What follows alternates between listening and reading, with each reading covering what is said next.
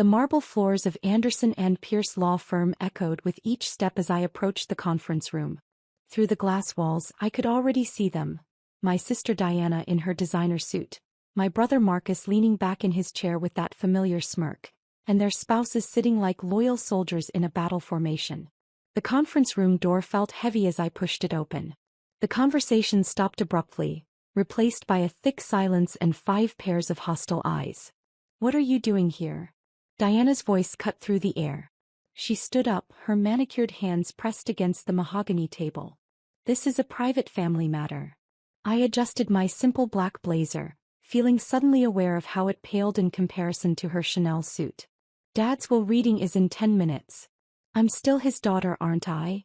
Marcus let out a dramatic sigh. "Come on, sis. We all know Dad cut you out years ago when you refused to join the family business. You chose to be a financial advisor, instead." He made air quotes with his fingers. "If that's even what you really do. You don't deserve to be here," Diana added, her voice dripping with contempt. "You abandoned the family. Walked away from everything Dad built. Now you want to share." I took a seat at the far end of the table, placing my worn briefcase carefully beside me. The lawyer would be here any minute and I needed to stay calm. Years of preparation had led to this moment. "I'm not here for what you think," I said quietly. Diana's husband James, a banking executive with more ambition than ethics, scoffed. "Then why are you here?" "To see how much you lost by betraying your father's wishes." The memories flooded back, Dad's ultimatum 5 years ago, the screaming matches, the threats. "Join the company or you're dead to me." He never understood that I saw the rot beneath the surface, the mounting debts, the questionable deals. Or maybe he did understand, and that's why he was so afraid of my choice to work in finance. Mr. Patterson, the family lawyer, entered the room with a thick folder. His eyes widened slightly when he saw me, but he quickly composed himself. "Now that everyone's here, we can begin the reading of Harold Matthews' last will and testament." "She shouldn't be here," Diana protested. "Dad made it clear. Ms. Matthews has every right to be present," Mr. Patterson interrupted, shuffling his papers. "Now shall we proceed?" The next 30 minutes unfolded exactly as I'd expected. The family estate split between Diana and Marcus. The company shares divided equally between them. The vacation properties, the art collection, the cars, all distributed among the loyal children. My name wasn't mentioned once. Diana's triumphant smile grew with each bequest. Marcus kept shooting me smug glances. Their spouses sat there looking like cats who'd gotten into the cream. When Mr. Patterson finished reading, Diana stood up. "Well, that's settled. You can leave now." She gestured toward the door. "Unless you want to stay and watch us discuss our inheritance?" I remained seated, my hand resting on my briefcase. "Actually, there are some documents you all need to see first." "Documents?" Marcus laughed. "What documents?" "The will is clear." With deliberate slowness, I opened my briefcase and removed a thick folder. "You're right, Marcus. The will is very clear. But so are these." "What is this nonsense?" Diana snapped. I laid out the papers one by one. "These are mortgage documents, bank loans, credit lines. All the debt that's been quietly piling up behind the family's facade of wealth." I looked directly at Diana. "Did you know Dad remortgaged the beach house 3 times? Or that the company has been operating on borrowed money for the past 2 years?" The color drained from their faces as I continued. "And these," I pulled out another stack, "are the documents showing who now owns all that debt." Mr. Patterson leaned forward, adjusting his glasses as he examined the papers. His pen slipped from his fingers, clattering onto the table.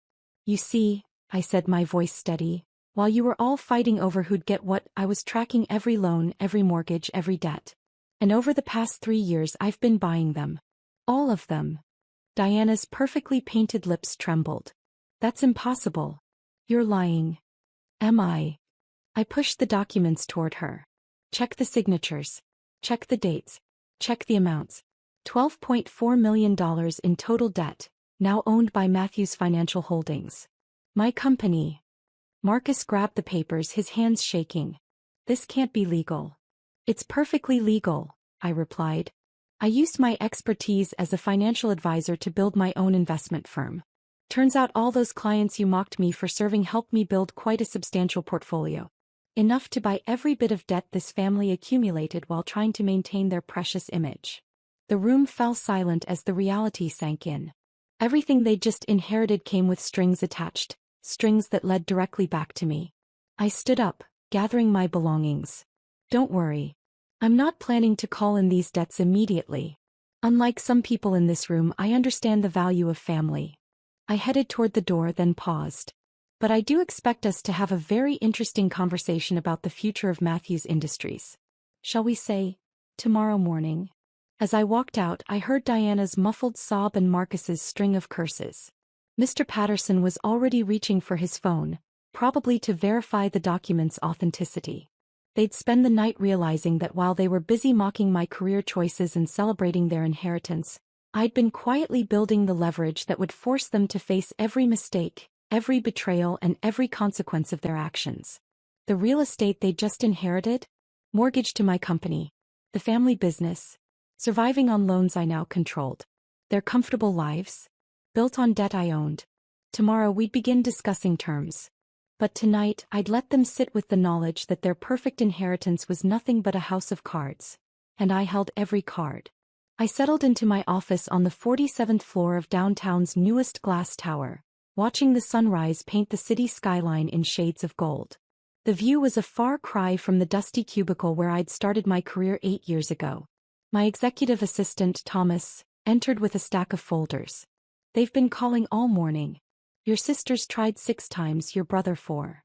And the law firm? Mr. Patterson has verified all documentation.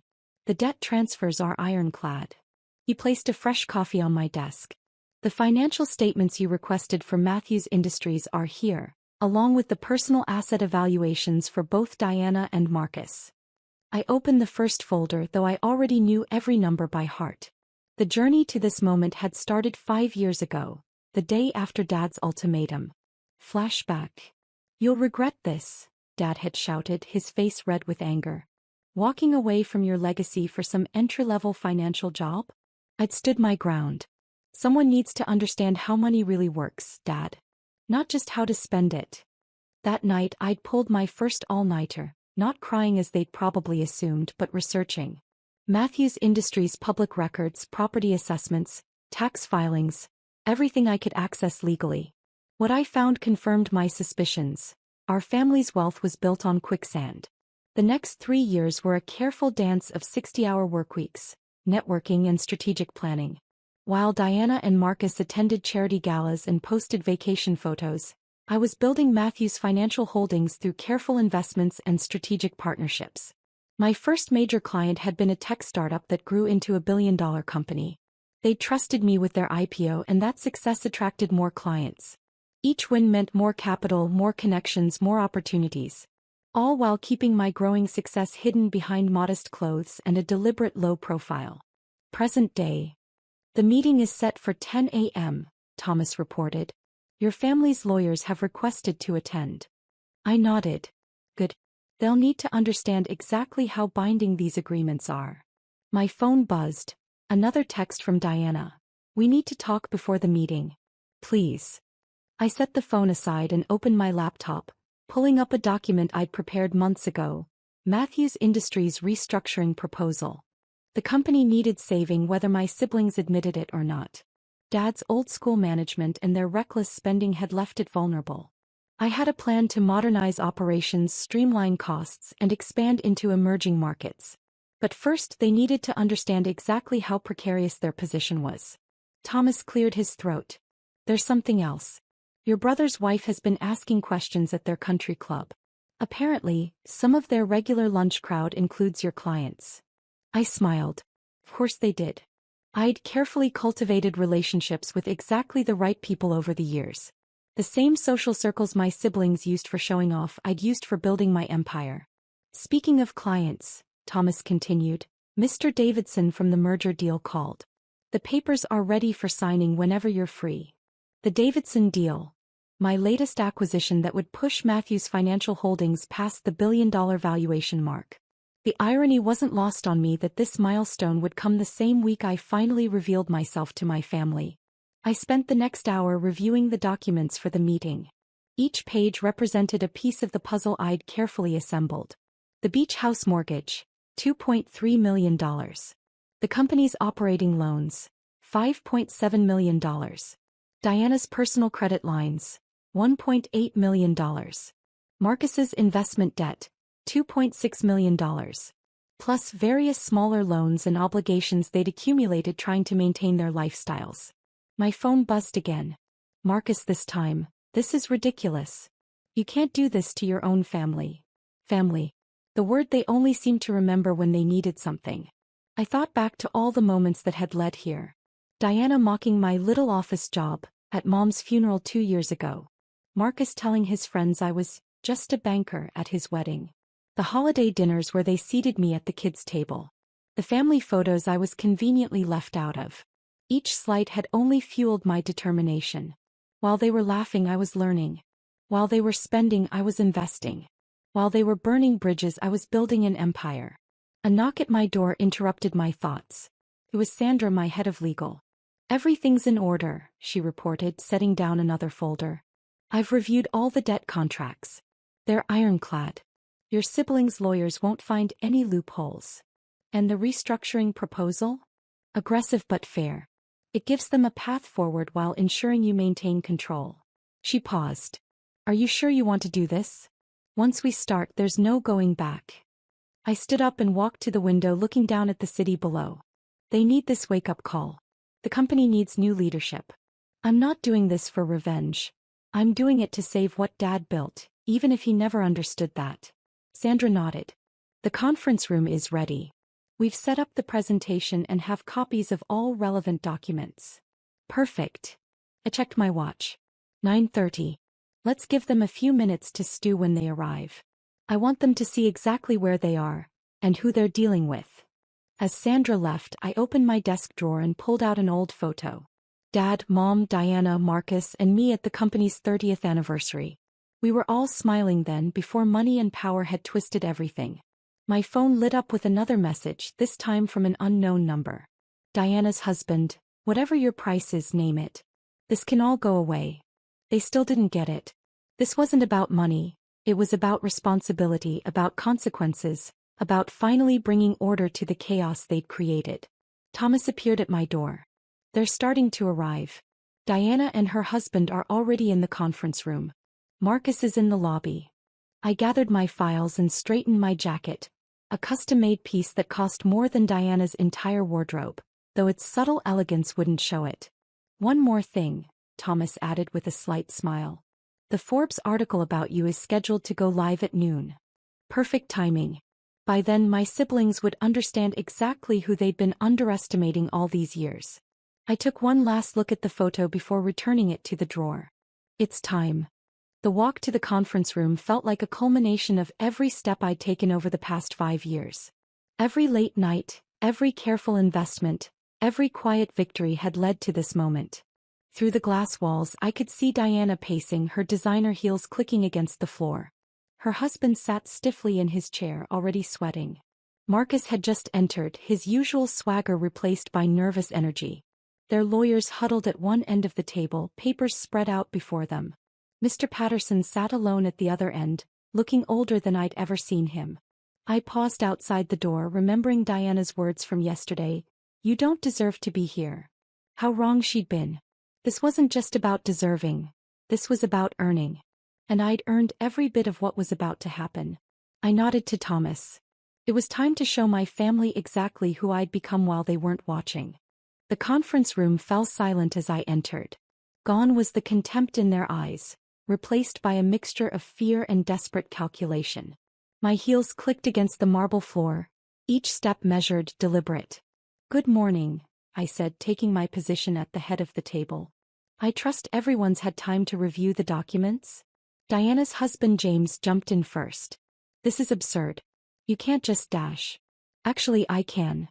I nodded to Sandra, who began distributing new folders. "These documents outline exactly what I can do. But more importantly, they outline what I'm willing to do instead." Marcus flipped through the papers frantically. "What is this?" "A takeover."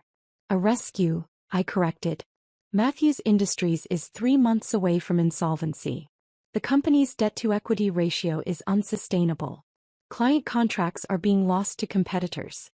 And the market value of our core businesses has dropped 40% in 2 years. Diana's face flushed. That's not true. Dad would never dash. Dad hasn't been making the decisions for years. I cut in, pulling up the financial projections on the screen. You do have. And here are the results. The graphs told a stark story: declining revenues, mounting debts, failed expansions. 5 years of mismanagement displayed in clean, brutal lines. But that's why we're here. I clicked to the next slide. Matthews Financial Holdings proposes a complete restructuring. Their lawyers leaned forward as I outlined the terms. A debt-for-equity swap that would give my company controlling interest. A new management structure with professional executives. A modernization plan for core businesses. And most importantly, a path for Diana and Marcus to retain meaningful roles if they prove themselves capable. This is blackmail, Marcus sputtered. This is business, I corrected. The same business you mocked me for learning while you were busy playing executive. Just then, phones around the table started buzzing. Right on schedule. Rising star in finance. The secret billionaire transforming the industry. Diana read from her phone, her voice shaking. This is about you? I let them read further. About my firm's success. Our billion-dollar valuations, the string of successful ventures. 5 years of hidden achievements exposed in one comprehensive Forbes profile. All this time. Marcus looked up, his arrogance finally cracking. While we thought you were just some financial advisor. I was building something real, I finished. Not living off Dad's name. Not playing with inherited money. Building. Mr. Patterson cleared his throat. The terms of this restructuring are quite generous, considering the circumstances. You're offering them a chance to stay involved. Under my control, Diana spat. Under competent leadership, I corrected. You have 1 hour to decide. Either accept the restructuring or I'll call in all the debts immediately. The choice is yours. The next 50 minutes were a blur of urgent whispers, hurried phone calls, and frantic consultations with lawyers. I sat quietly watching them come to terms with their new reality. Finally, Diana spoke. Before we decide, I need to know. Why didn't you tell us about your success? I considered the question carefully. Would you have believed me? Or would you have just found new ways to mock my choices? The flash of shame on her face was answer enough. We accept, Marcus said quietly. We don't have a choice, do we? You always had choices, I replied. You chose to dismiss me. You chose to mismanage Dad's company. You chose to live beyond your means. Now you're choosing to accept help, even if it's not on your terms. The next hour was signatures and legalities. With each page I watched their old lives slip away, the unchecked spending, the casual cruelty, the easy arrogance. As the lawyers packed up their briefcases, I stood. The new management team starts Monday. I expect you both there, ready to learn, not pretend. And if we refuse? Diana asked, but the fight had left her voice. Then you'll find out exactly how difficult life can be without a safety net. I gathered my things. But I don't think you'll refuse. Because deep down you know this company needs saving. And for once in your lives, you'll have to earn your place in it. They filed out slowly, shoulders slumped, designer labels suddenly looking more like costumes than armor. Only Mr. Patterson remained. Your father, he said quietly, would be proud. Not of them. Of you. I shook my head. Dad never understood that protecting his legacy meant changing it. But he will. I handed him one final document. Once the restructuring is complete, I'm renaming the company. Matthews Financial Group. A new beginning. Later that evening, I stood at my office window watching the city lights flicker on. My phone had been quiet for hours. No more desperate calls or angry texts. Thomas appeared with a glass of champagne. Congratulations, Ms. Matthews. Or should I say Theo Matthews? I took the glass, thinking about the long road ahead. Saving the company wouldn't be easy. Teaching my siblings real business would be even harder.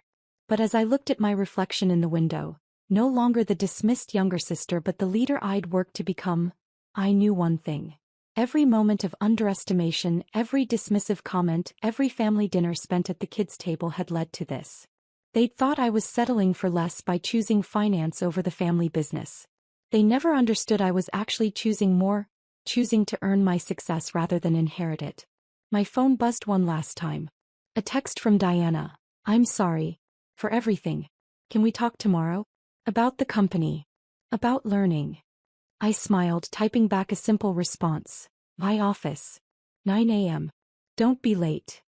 Sometimes the best revenge isn't destruction. It's reconstruction. Building something stronger from the ashes of what was broken. And as I raised my glass to the city skyline, I knew this was just the beginning.